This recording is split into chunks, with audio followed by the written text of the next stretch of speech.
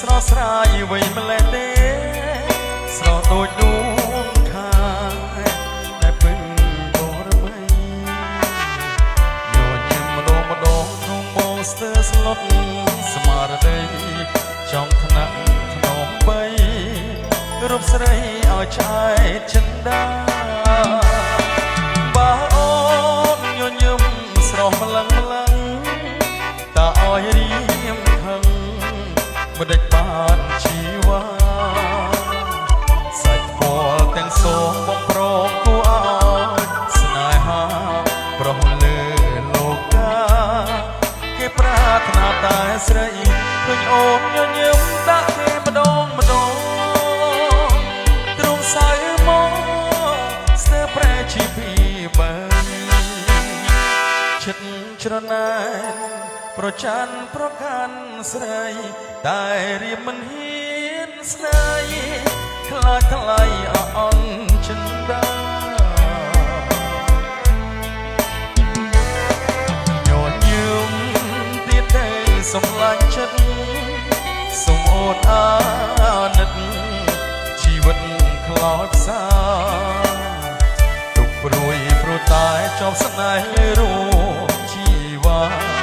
ខុសត្រូវយ៉ាងណាមេត្តាអាណិត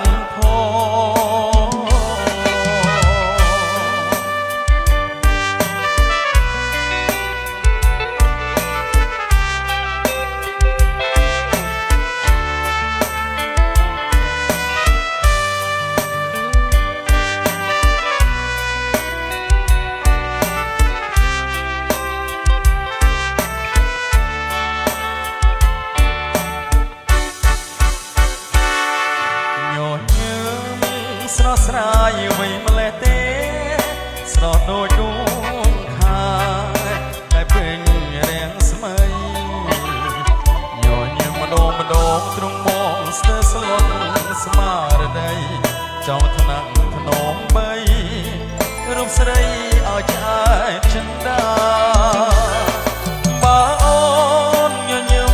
ស្រស់ម្លឹងតើឲ្យរៀមខឹងមិនដេចបានជីវ៉ាសាច់ពណ៌ទាំងសងបំប្រងគួរឲ្យស្នេហាប្រោះលើលោកាគេប្រាថ្នាតែស្រីឃើញអូនញញឹមដាក់គេម្ដងទ្រង់សៅមកស្ទើប្រែជីពីបែចិត្តច្រណែនប្រច័នប្រកាន់ស្រីតែរៀមមិនហ៊ានស្ដីខ្លាចថ្លៃអន់ចិន្តាញញឹមទៀតទៅសំឡាញ់ចិត្តសូមអូនអាណិតជីវិតខ្លោចផ្សាទុកព្រួយព្រោះតែចង់ស្នេហ៍លើរូបជីវ៉ាខុសត្រូវយ៉ាងណាមេត្តាអាណិតផង